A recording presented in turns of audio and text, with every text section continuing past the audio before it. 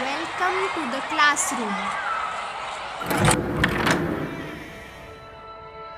Today let's learn vocabulary related to classroom and school.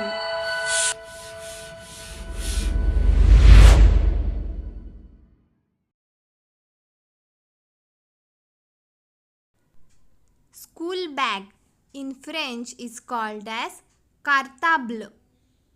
Cartable.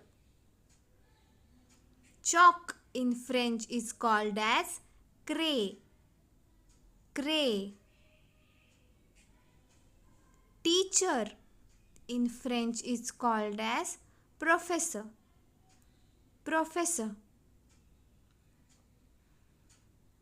Blackboard in French is called as le tableau noir. Le tableau noir. Stationery in French is called as stationery. Stationery. A student's desk in French is called as a pupitre. A pupitre. Textbook in French is called as manuel. Manuel. The notebook in French is called as le cahier. Le cahier.